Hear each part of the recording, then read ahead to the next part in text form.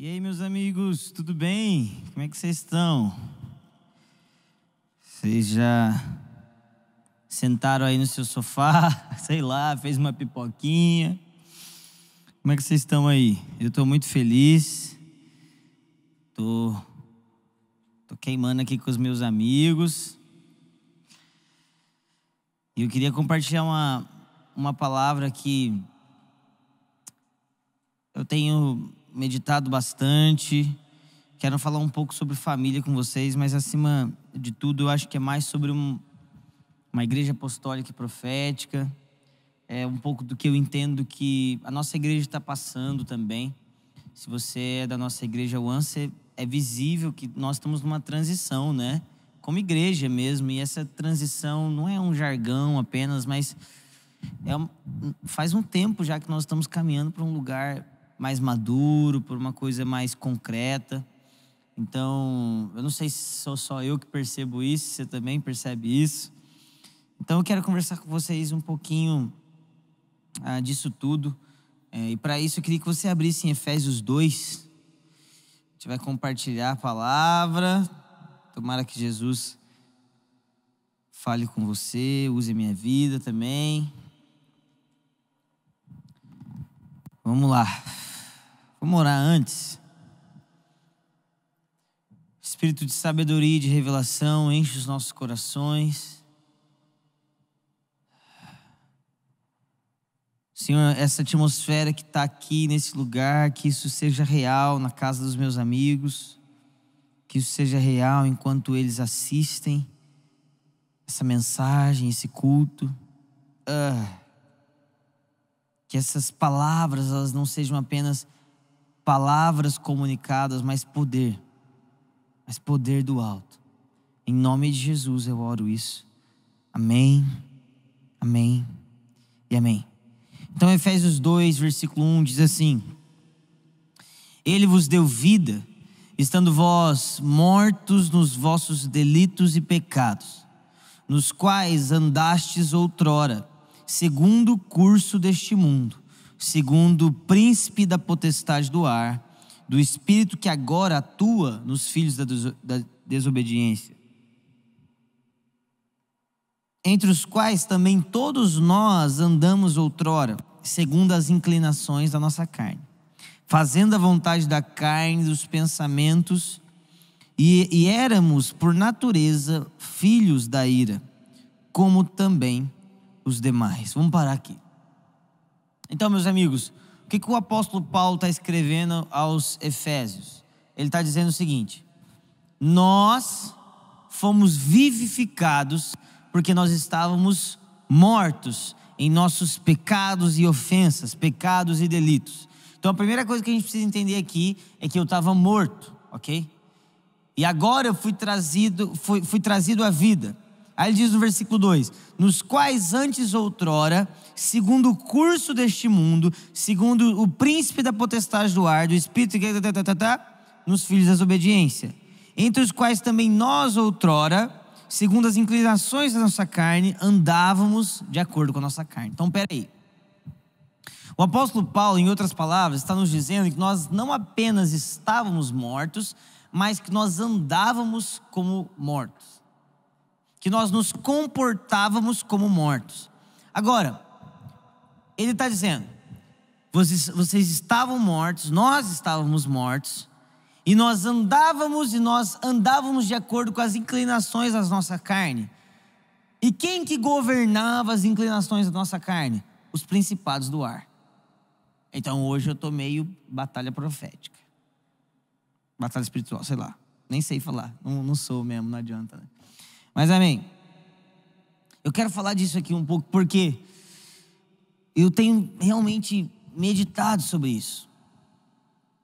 O apóstolo Paulo está dizendo que aqueles que não estão em Cristo, eles estão sofrendo algum tipo de manipulação espiritual. Eles estão sofrendo algum tipo de indução espiritual. E quem promove essa indução são esses principados e potestades. E ele diz que todas essas pessoas, elas andam de acordo às inclinações da carne delas. Então, presta atenção comigo.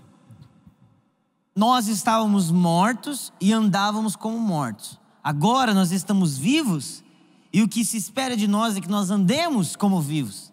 Colossenses 2, no finalzinho, diz que nós ressuscitamos com Cristo. Colossenses 3, 1 e 2 diz que se nós ressuscitamos com Cristo, então nós devemos pensar nas coisas do alto. Em outras palavras, nós devemos andar de acordo com pessoas que ressuscitaram. Isso está fazendo sentido até agora? Agora, Tiago deixa bem claro a diferença entre prova e tentação. Eu sei que talvez você já tenha ouvido isso, mas eu preciso falar de novo. Então, a tentação nada mais é do que um irmãozinho vê uma irmãzinha bonitinha e ele é tentado a dar uns beijos nela. E aí a gente tem a mania de falar assim: nossa, Deus colocou essa prova na minha vida. Mas isso não é Deus que colocou. Isso é sua própria carne te puxando para os desejos da sua própria carne. Então, presta atenção. A tentação é fruto da minha carne. E o que a tentação visa? A tentação visa a minha desaprovação. Então, eu sou tentado para ser desaprovado. Agora, a santidade, ela não é fruto da minha carne.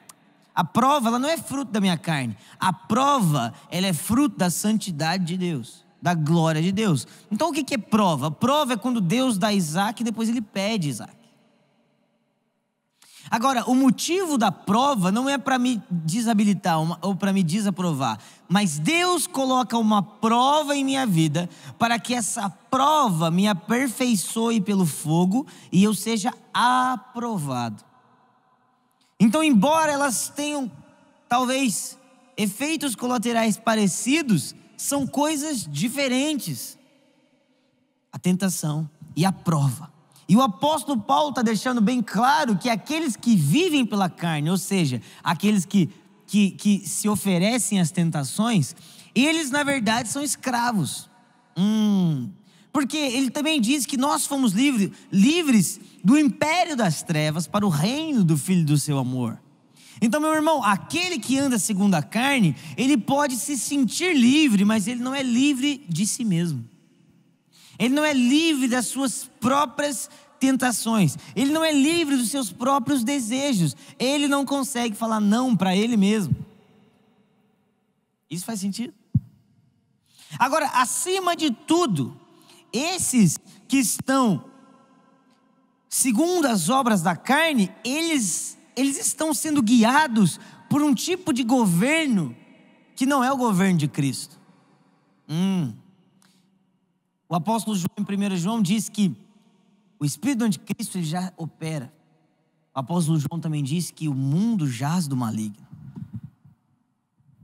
Isso não deve gerar, eu já vou falar disso agora, já.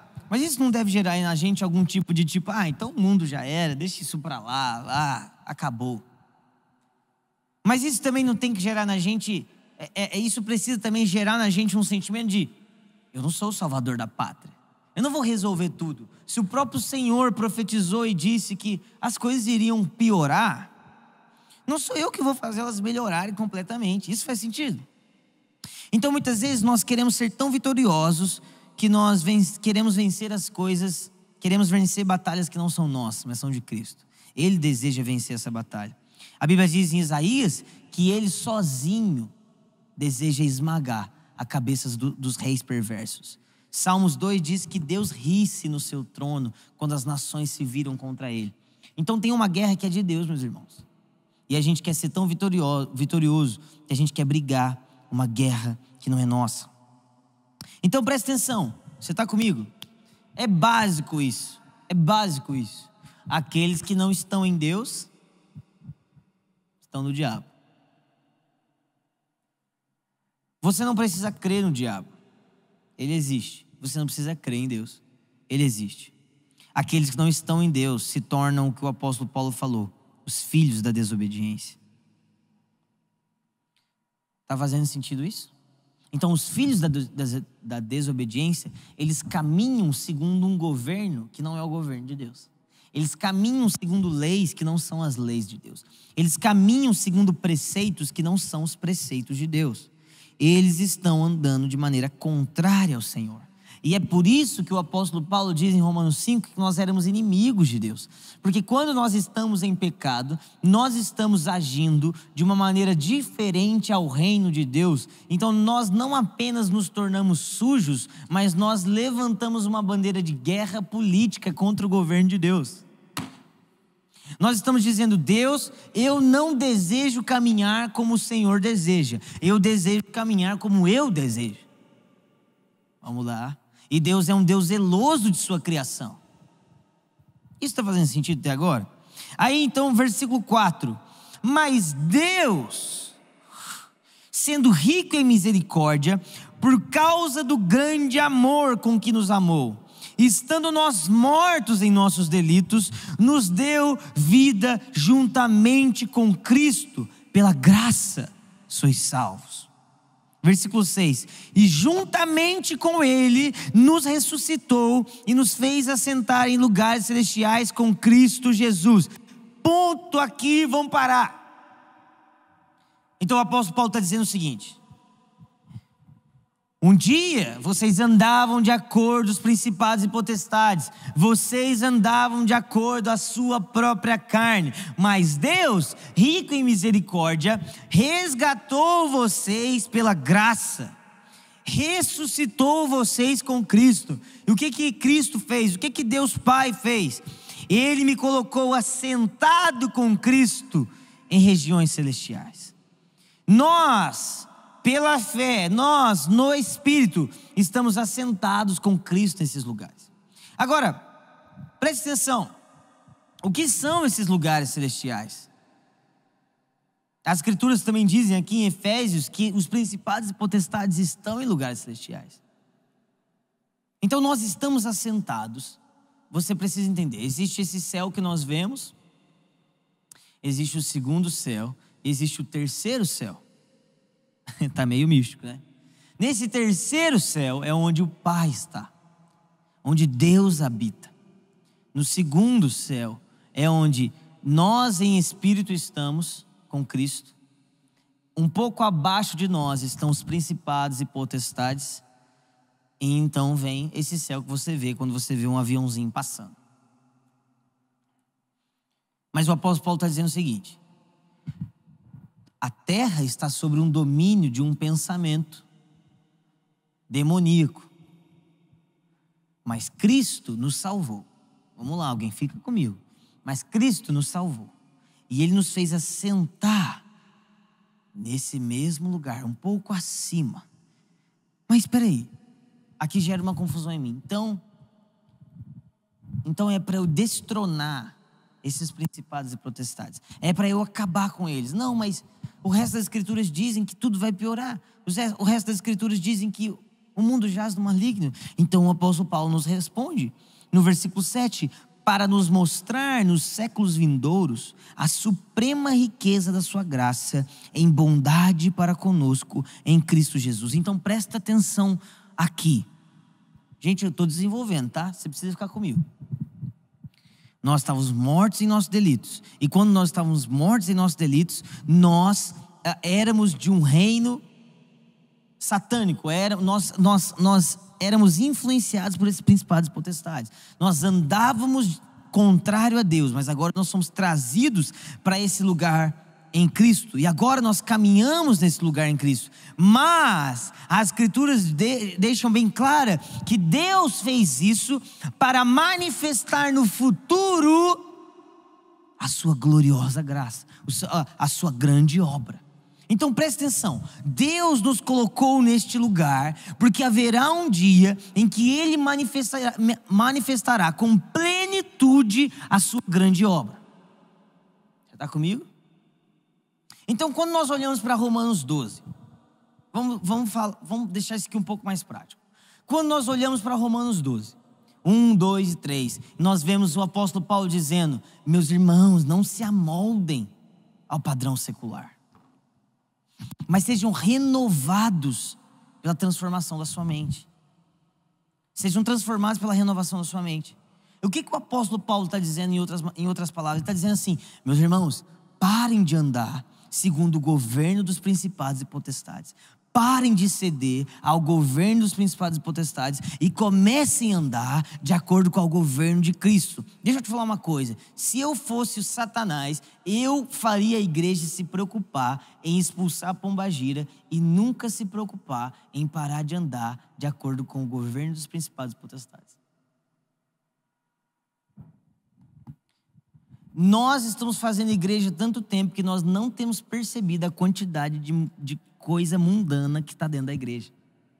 E a gente acha que o fundo preto é a coisa mundana, o cabelo raspado é a coisa mundana, a tatuagem é a coisa mundana. Não, meu irmão, é como eu me comporto em minha vida. O que rege as minhas decisões? São os meus desejos ou a vontade de Deus? Vamos lá, alguém? Se você parar para pensar, bem assim, para pensar. Nós temos uma guerra muito superior. Por quê?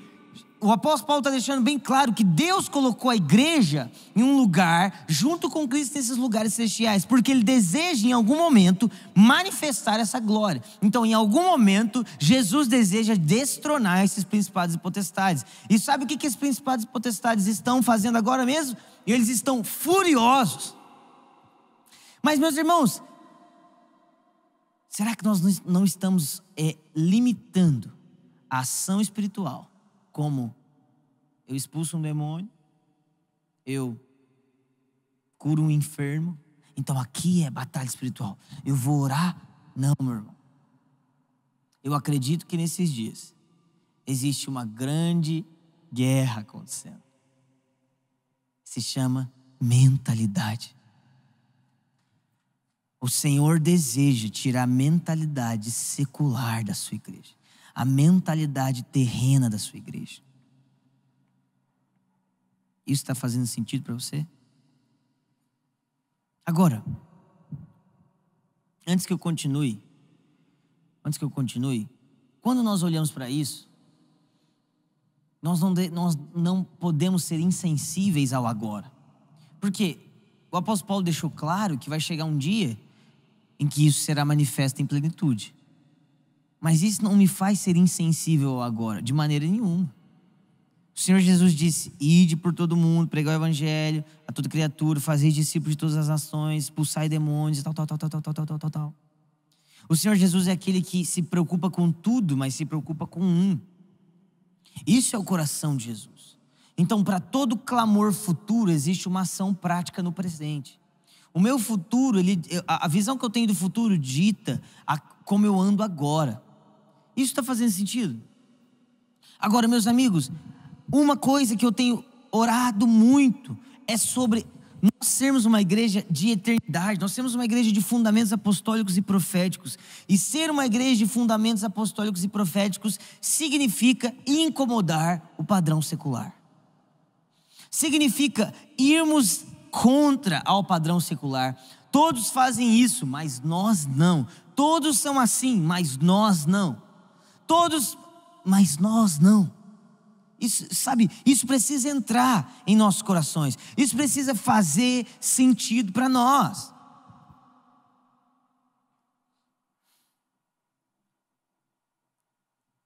Vamos seguir.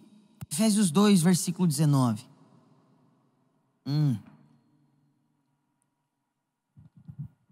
Assim, já não sois estrangeiros e peregrinos, mas concidadãos dos santos, e sois da família de Deus, edificados sobre o fundamento dos apóstolos e dos profetas, sendo Ele mesmo, Cristo Jesus, a pedra angular, no qual todo o edifício bem ajustado cresce para santuário dedicado ao Senhor, no qual também vós juntamente estáis sendo edificados para a habitação de Deus no Espírito. Então presta atenção, o apóstolo Paulo começa falando que nós fomos salvos, nos leva a uma realidade celestial, fala que nós estávamos em domínios de principados e potestades, mas agora ele diz o seguinte: Deus fez de vocês a família. Uau!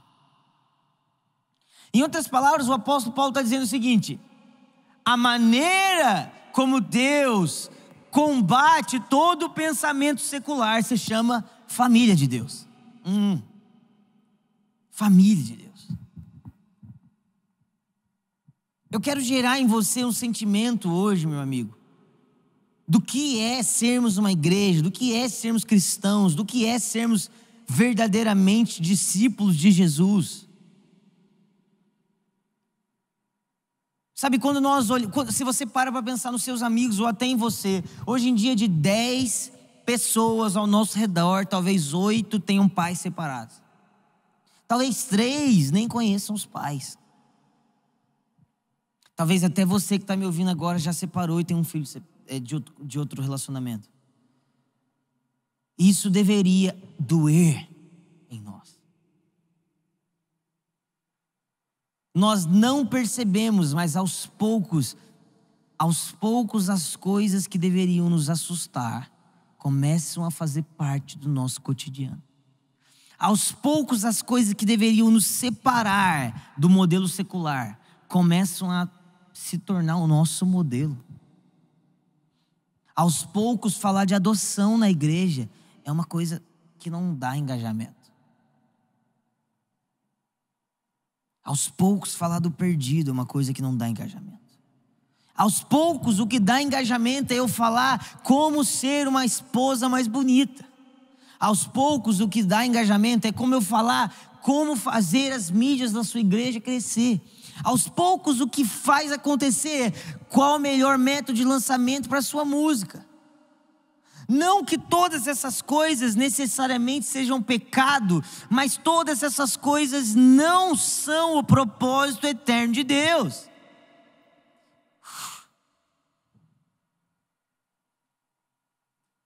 Eu não sou mais estrangeiro, eu não vivo mais como um secular. Agora eu sou da família de Deus.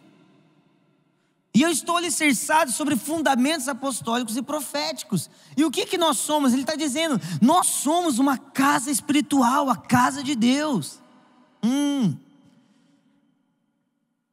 Você precisa entender isso, o fundamento das Escrituras, desde o começo. Deus apresenta um fundamento familiar, antes mesmo de nos apresentar um fundamento de igreja. Porque a real é que a igreja local, a igreja da sua cidade, a igreja que você congrega, ela deve ser uma expressão da família de Deus. A casa de Deus não é a instituição igreja. A casa de Deus não é a sua igreja local. A casa de Deus é a grande família de Deus. E essa grande família de Deus, sabe o que ela é, meu irmão? Ela é oposição. A grande família de Deus, ela é oposição. Ela é oposição a qualquer tipo de pensamento secular. Ela é oposição ao pensamento que diz que eu sou jovem demais para casar. Ela é oposição ao pensamento que diz para que você vai ter mais filho. Ela é oposição ao pensamento que diz que essas pessoas não valem a pena lutar por elas, é melhor matá-las. Ela é oposição a qualquer tipo de mentalidade de governo que não é o de Cristo. Vamos lá. A família de Deus é o meio pelo qual Deus oferece o seu governo. Então a igreja é uma comunidade escatológica. A família de Deus é uma comunidade escatológica. Por quê? Porque ela vive agora como se o reino já estivesse aqui. E de certa maneira ele está aqui, no nosso meio, mas ainda não. Mas nós não nos dobramos às pressões que vêm de fora, as pressões do nosso cotidiano, nos dizendo que nós devemos ceder às nossas próprias vontades. Nós andamos como se, não, você não entende. Eu fui livre das minhas vontades. Eu estou apegado à vontade de Deus. Isso faz sentido. A família de Deus é o meio pelo qual, é o fundamento. O que isso faz, meu amigo? O que isso faz comigo? O que esse entendimento faz comigo? Ele faz eu ser responsável pelo meu próximo. Sabe, a mensagem da eternidade que me toca não faz apenas mudar a minha vida, mas faz eu ter um senso familiar de mudar a vida do meu irmão. Eu me torno responsável não apenas por aquilo que eu ouço, mas pelo meu amigo que precisa ouvir. E o senso familiar, então, é a maneira como Jesus, ele vai levando a sua igreja a esse lugar de maturidade até o dia em que Cristo encontrará com sua igreja.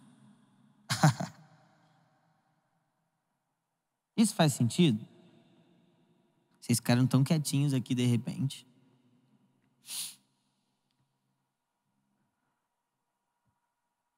Nós não podemos nos dobrar ao secularismo. Nós não podemos nos dobrar a uma mentalidade fajuta. Sabe, meus amigos, quando Abraão ele ia orar por Isaac e ele ia dar a bênção, aquilo era uma bênção. Quando Isaac ia orar por Jacó, aquilo era uma bênção. O que eu estou querendo dizer para você? Que os pais da fé, a igreja de Cristo, o povo de Deus, a gente carrega uma coisa, ou deveria carregar uma coisa que se chama glória, sustância, sustagem. Você sabe o que é isso? Sustagem que você tomava? Sabe quando você põe aveia no meio do negócio para ter caldo grosso? É isso que nós deveríamos ter. Mas isso não vem numa vida secular. A glória se manifesta quando a vida carnal é esmagada como uva. Então o suco precioso vira um vinho agradável.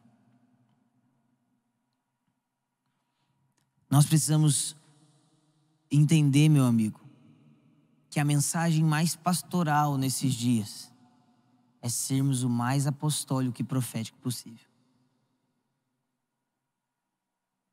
Enquanto nós continuarmos trocando a nossa primogenitura por um prato de lentilha, nós vamos ficar rodando em círculos. Nós vamos ficar rodando em círculos. Olha aqui para mim. Nós precisamos levantar os olhos da igreja. Vamos lá, alguém. Vamos lá, alguém. Nós precisamos levantar os olhos da noiva de Cristo.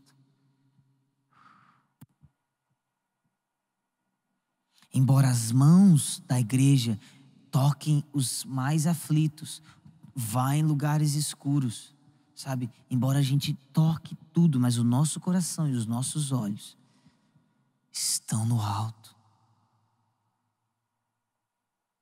Nós temos gastado tempo demais estudando a terra. Estudando a terra. E nós estamos nos tornando meio secularizados. Meus irmãos, quando eu olho para a nossa igreja, falando agora da nossa igreja One, e eu vejo o quanto nós estamos sendo esmagados nesses dias, sabe? Eu vou te falar, eu tô feliz, tá todo mundo feliz, não tem ninguém triste. Mas, cara, dá para ver que Deus está fazendo alguma coisa com a gente. Sabe o que é isso, meus amigos? Nós elevamos os nossos olhos. A mensagem está começando a ficar mais séria. A vida está começando a ficar mais séria. Os jovens estão se casando. Os que se casaram estão começando a ter filhos. Quando você começa todo domingo virar para uma igreja e falar assim: levante os olhos para a eternidade, levante os olhos para a eternidade, levante os olhos para a eternidade, para de viver a sua própria vida, para de viver a sua própria vida. Em algum momento, as forças dominadoras do mundo, os principados e potestades, eles vão olhar bem para esse povo, eles vão dizer assim: eles estão com uma fé apostólica, como isso me irrita. Porque enquanto a gente tem uma fé de entretenimento, enquanto a gente tem uma fé de moda, enquanto a gente tem uma fé passageira, enquanto a gente é só um povo na rua batendo palma e gritando uhul, e depois a gente volta para casa e a gente, beleza. Mas agora, depois de alguns anos, agora depois de quase uma década pregando a mesma coisa, fazendo a mesma coisa e começando a tocar o fundamento e começando a ter uma fé apostólica, uma mente apostólica, olhando para a eternidade, expandindo a mentalidade. Não, peraí. De homens e mulheres de eternidade, aí sim eles se incomodam.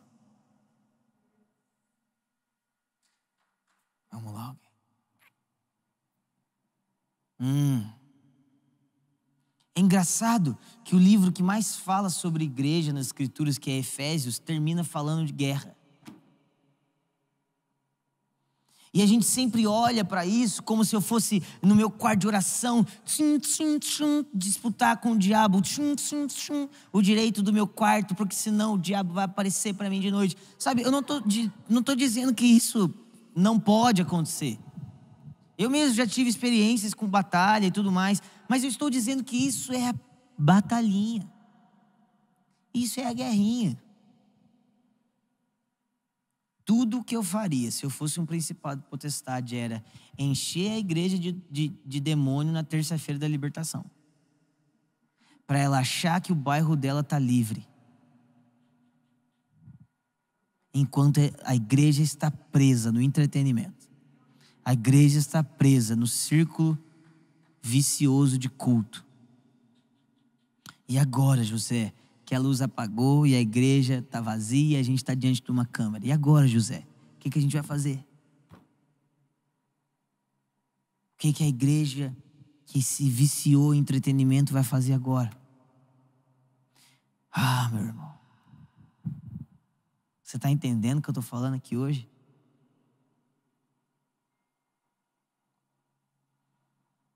Vamos lá. O que eu desejo é que nesse exato momento você comece a ser consumido por uma responsabilidade. Sabe? Uma responsabilidade de eternidade. Nós precisamos levantar os nossos olhos.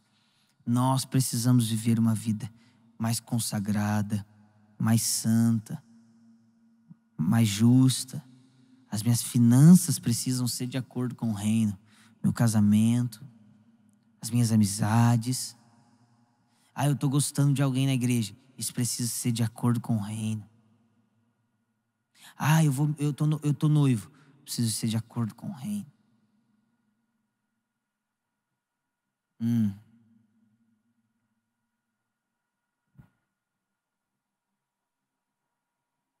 As escrituras deixam bem claro, meu irmão, que não é para a gente ficar gritando, potestade, saia daí. Mas as escrituras deixam bem claro que quando a igreja amadurece, quando a igreja chega em lugares de glória, quando a igreja começa a se posicionar, então de alguma maneira os principados começam a retroceder. Isso está fazendo sentido? Efésios 3, versículo 8. A mim, o menor de todos os santos, me foi dado essa graça de pregar aos gentios, o evangelho das insondáveis riquezas de Cristo, e manifestar qual seja a dispensação do mistério desde os séculos oculto em Deus que criou todas as coisas. Ponto. Que mistério é esse que estava oculto? Cristo. Colossenses deixa isso claro. Cristo é o mistério de Deus. Versículo 10. Para que pela igreja a multiforme sabedoria de Deus se torne conhecida. Ponto. O mistério estava oculto. Cristo foi revelado. Cristo em nós, a esperança da glória. Então, Cristo por intermédio da igreja, a esperança da glória. Então, presta atenção. Deus nos ressuscitou com Cristo, nos colocou em lugares celestiais com Cristo, e a glória de Cristo em nós é o meio pelo qual Deus manifesta a sua vontade. Isso está claro? Isso está claro. Agora, ele diz assim, se torne conhecida agora dos principados e potestades. Meu irmão, deixa eu te falar. Nossa, mano, isso é muito forte. E acredita em mim, meu amigo. Se você me conhecesse um pouquinho mais de perto, você saberia que eu preciso... Deus tem que ter falado comigo mesmo para eu pregar uma coisa assim.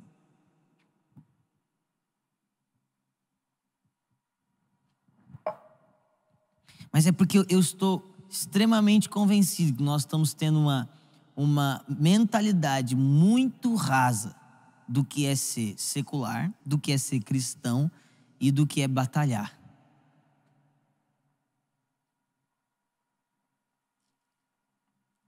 E tudo isso é fruto de uma falta de revelação do que é a igreja. Porque ele diz assim: para que pela igreja a multiforme sabedoria de Deus se torne conhecida agora dos principados e potestades nos lugares celestiais, segundo o eterno propósito que estabeleceu em Cristo Jesus, o nosso Senhor, pelo qual temos ousadia e acesso e confiança mediante a fé. Então presta atenção, o Pai, sabe o que Deus faz? Deus faz assim: principados e potestades, aqui está a minha igreja. E é através dessa igreja que a glória e a plenitude de Deus é manifesta. Deus está mostrando a igreja aos dominadores do mundo. Deixa eu te falar o que é isso. Um dia, meus amigos, haverá um dia que Cristo vai voltar, amém? Fala amém. Amém. Um dia Cristo vai voltar. E quando Cristo voltar, Ele vai subjugar todos os governos da terra ao seu governo. E nesse grande dia, o Senhor vai enviar os seus santos e os seus reis, os seus sacerdotes, para governarem sobre toda a terra. Sabe quem não gosta disso? Aqueles que governam agora. Vamos lá? Então qual que é o eterno propósito de Deus que a igreja precisa ter em vista? O eterno propósito de Deus, meus irmãos, é que Deus criou um povo que Ele quer chamar só dele, e Ele habitará com esse povo por toda a eternidade, e esse povo será como Ele, e Ele estará com esse povo, e eles serão um por todos sempre. Esse é o desejo de Deus, esse é o propósito de Deus, Deus habitando no meio do seu povo. Agora, quando a igreja não se move por isso, ela se move pelo quê?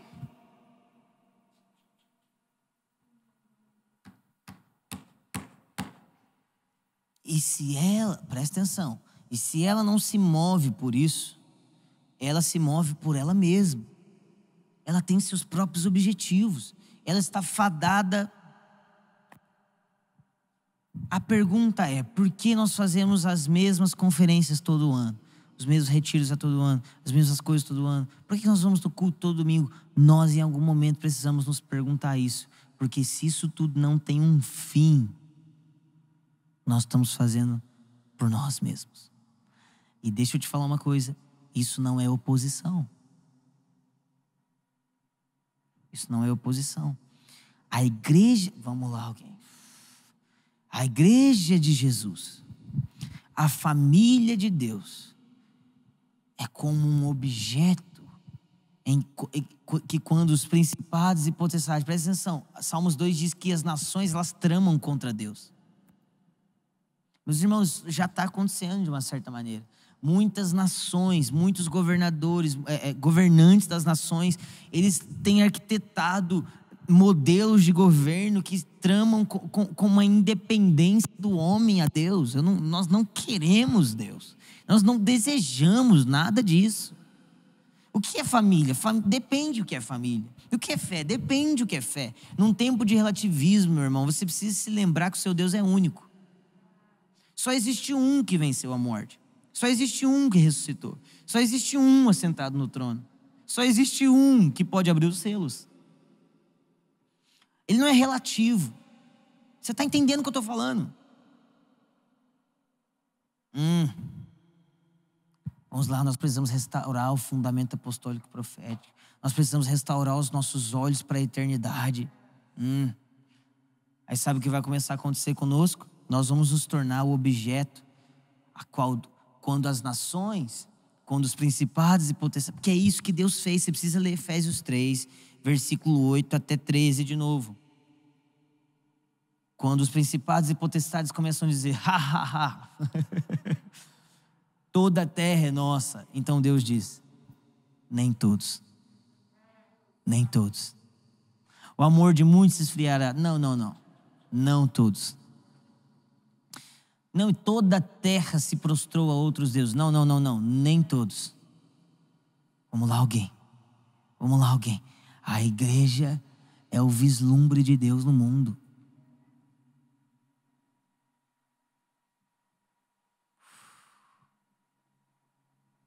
Isso precisa gerar em você. Eu sei que essa não é uma pregação de domingo. Eu sei. Mas talvez deveria ser.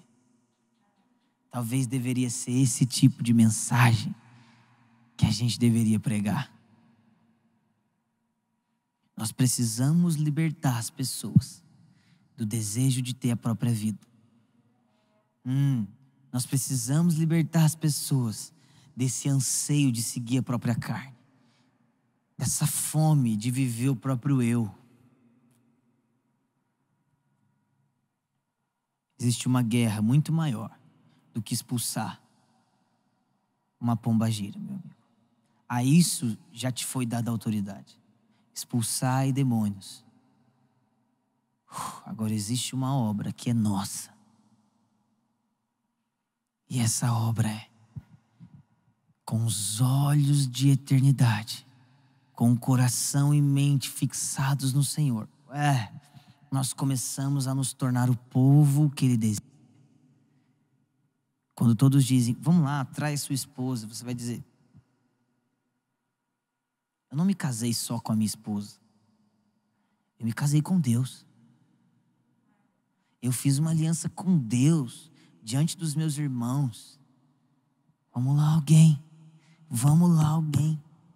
O seu marido ser grosso, não estou falando de violência. O seu marido ser grosso e ter bafo não é suficiente para quebrar aliança. A sua esposa não fazer comida não é suficiente para quebrar aliança. Pare de ser mesquinho.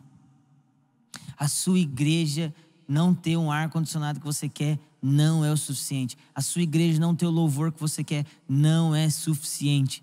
Todas essas coisas passarão. Todas essas coisas passarão. Mas a igreja viva que nós estamos construindo em cada um de nós, a família de Deus que está sendo construída, essa é a glória. Jesus olha e fala assim, aqui está a minha igreja. Essa aqui é a minha igreja. Amém? E resumindo, meu amigo,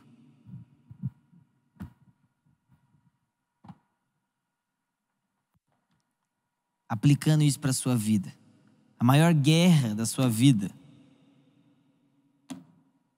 não é feita apenas na sua oração, mas na sua mentalidade.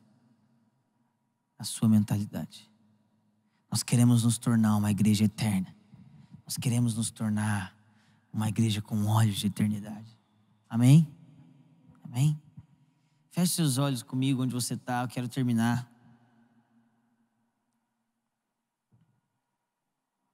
Senhor Jesus, eu sei que talvez essa palavra seja meio estranha para um domingo.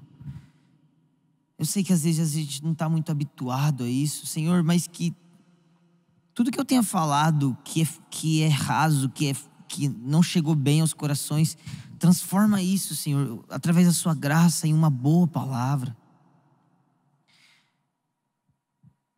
Senhor, transforma isso no coração da nossa igreja, faz a nossa igreja entender o senso eterno, mesmo que eu tenha limitações de comunicar isso. Nós queremos amadurecer juntos, Deus. O presbitério, a diaconia, nós não estamos nos colocando à parte, Deus, nós nos submetemos. Toda a nossa família, nossa igreja, a gente se submete. Nós queremos entender o que o Senhor deseja. Nós queremos entender a eternidade. Nós queremos entender os fundamentos.